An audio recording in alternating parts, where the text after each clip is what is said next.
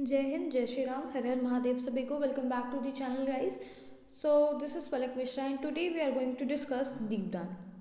ठीक है, दीपदान एक एकांकी है जो कि राम कुमार वर्मा द्वारा लिखी गई है। ठीक है, इसमें हम लोग जो है पहले कैरेक्टर्स को देखेंगे। तो चलिए पहले देख लेते हैं। एकांकी के पात्र हैं हमारे, देखो ये एक ऐतिहासिक एकांकी है, यानी इतिहास के पन्नों से ये ली गई है। जो 1536 में चित्तौड़ में जो महाराणा सांगा थे, जो स्वर्गीय हो गए थे, उनके दो बेटे थे, विक्रमादित्य जो कि बड़ा बेटा और कुंवर सिंह यानी कुंवर उदय सिंह जो कि छोटा बेटा था।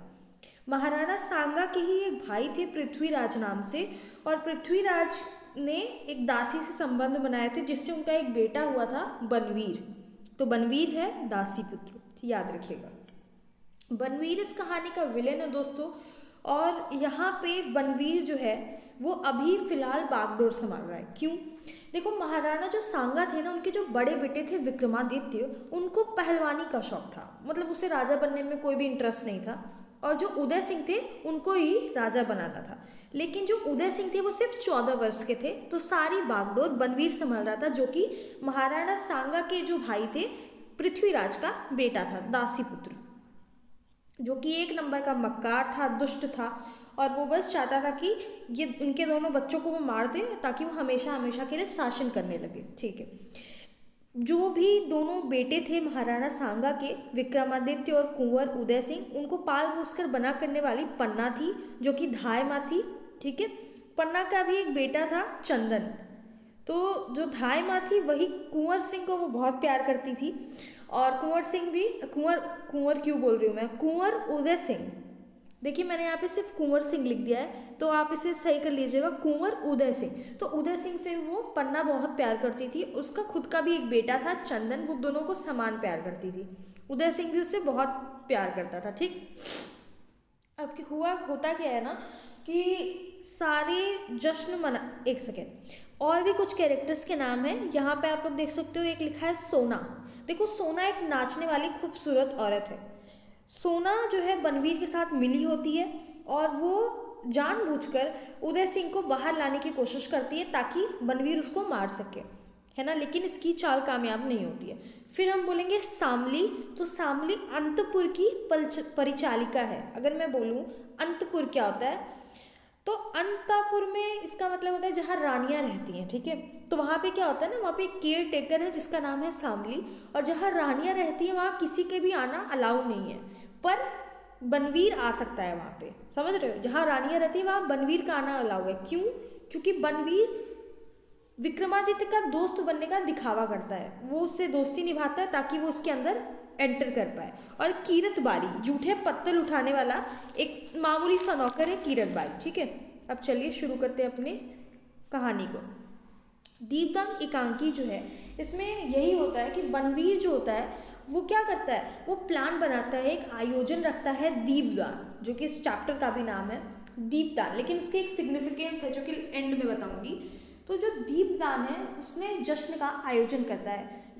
तो जो उदय सिंह होते हैं वो पन्ना से जिद करते हैं कि मैं भी जाऊंगा, मैं भी जाऊंगा, लेकिन वो उसको जाने नहीं देती है। ठीक है, क्या होता क्या है ना कि जो हमारे विक्रमादित्य को मारते हुए जो होता है ना, वो सामली देख लेती है। जो बनवीर होता है वो बड़े बेटे को मार देता है, अंतपुर में ही मार देता है। तो जो सामली होती है, जो परिचालिका होती है, केयर टेकर होती है, वो बहुत वफादार होती है, और वो ये देख लेती है कि विक्रमादित्य बनवीर को, मतलब बनवीर ने तो विक्रमादित्य को मार दिया, और अब इसका दूसरा शिकार कौन है, उदय सिंह, जो कि बहुत छोटे हैं। तो ये सामली जाके फटाफट पन्ना को बता देती है। तो पन्ना धाय समझ जाती है कि इसका प्लान क्या है। तो वो डिसाइड करती हैं कि वो उदय सिंह को अपने पास ही रखेंगी और कहीं उसको दूर जाने नहीं देंगी।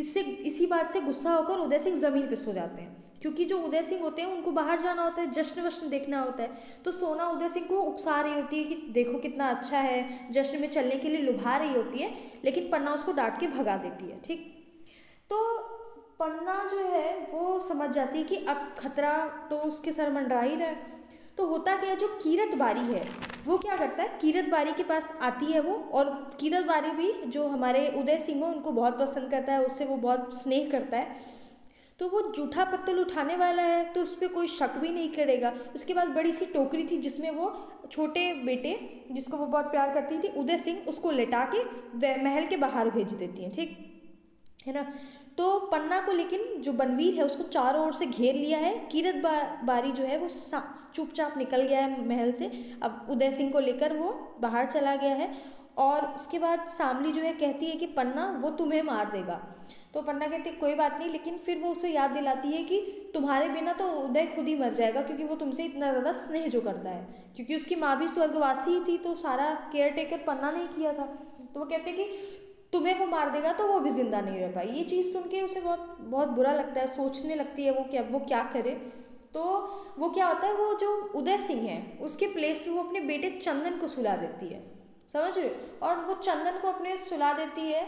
जो चंदन, मैं बता दूँ चंदन का कैरेक्टर ये है कि चंदन बड़ा होकर वीर बनना चाहता है ना। वो भी एक सोल्जर बनना चाहता है, सिपाही बनना चाहता है, और वो बहुत ही वीर है, समझ रहे हो।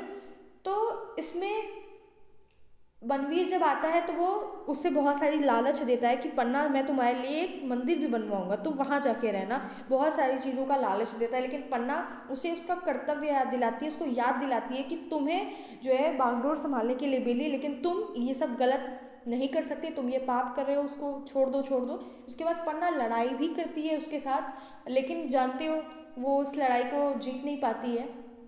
और जो बनवीर होता है वो उसके बेटे चंदन को तलवार से मार देता है। ये चीज़ देख के पन्ना बेहोश हो जाती है और यहाँ पे एकांकी खत्म हो जाती है।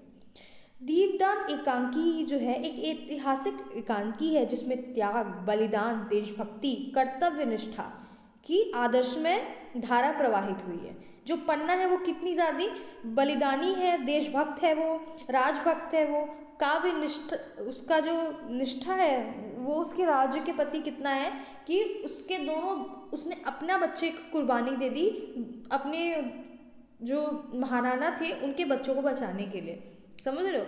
तो अपना बेटे का दान उसने किया है अपने दीप। अच्छा, ये चीज़ आपने सुनी होगी, कभी आप गांव वगैरह में गए होगे, दीपदान का सिग्निफिकेंस क्या है। दीपदान का एक तो मतलब है आयोजन, जो कि एक बड़ा सा आयोजन होता है। दूसरा है कि दीप क्या बोलते हैं ना, जो बच्चे होते हैं उसी को हम लोग बोलते हैं ये तो हमारे कुल का दीपक है, सुना होगा आपने। जो बच्चे होते हैं तो वो नहीं गाना गाया जाता है कि कुलवा के दीपक, ऐसा कुछ होता है ना गाना। तो बच्चे को ही वहाँ पे वो दीप दान क्या बोला जा रहा है, दीप यानी कि वो उसका क्या था, उसका कुल का दीपक था। उसने अपने दीप का दान कर दिया, यानी अपने बेटे का सेक्रीफाइस कर दिया, चंदन का सेक्रीफाइस कर दिया, सिर्फ उदय सिंह को बचाने के लिए, अपने कर्तव्य को निभाने के लिए। तो ये जितनी भी पूरी स्टोरी है ये पन्ना के बलिदान को जस्टिफाई करने के लिए ये चीज़ें बनी हुई हैं। और दीपदान से ये जश्न से ले करके कनेक्ट करता है उसके बेटे की त्याग और बलिदान तक। ये चीज़ है दीपदान। तो दीपदान में बेसिकली यही होता है कि पन्ना अपने बेटे का बलिदान दे देती है सिर्फ उदय सिंह को बचाने के लिए, जो कि उससे दोनों से ही वो इतना स्नेह कर रही होती है। वो अपने अंत में वो लड़ाई भी लड़ती है, उसे मना भी करती है, उसके कर्तव्यों को याद दिलाती है कि बनवीर तुम बहुत गलत कर रहे हो, फिर लड़ती है, लालच देने पे भी अपनी जान को नहीं बचाती। और अपने बेटे को, जो कि उसका बेटा, अब देखो सबके लिए सबका बेटा कितना ज़्यादा प्रिय होता है, उसने अपने बेटे की कुर्बानी दे दी सिर्फ और सिर्फ उसे बचाने के लिए, जो उसके उदय सिंह थे। तो एकांकी जो है यहीं पे ख़त्म हो जाती है। मोटा मोटा यहाँ पे जो शो किया गया है वो राजभक्ति शो की गई है ना, कि किसी के लिए आप कितने समर्पित हो, आत्मसमर्पण दिखाया गया है, यहाँ पे बलिदान दिखाया गया है, त्याग दिखाया गया है, और किस तरीके से पन्ना का कैरेक्टर यहाँ पे शो किया गया है वो आप लोग समझ सकते हैं।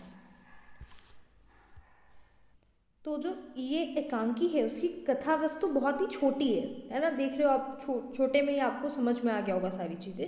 हालांकि एकांकी का मतलब ये होता है कि कोई बहुत बड़े पार्टीशन में कुछ चीज़ें लिखी गई हैं, पर्टिकुलर पीस ऑफ आर्ट में से आप कोई एक पार्ट उठा रहे हो, दैट इज़ एकांकी, इसीलिए वो छोटी होती है।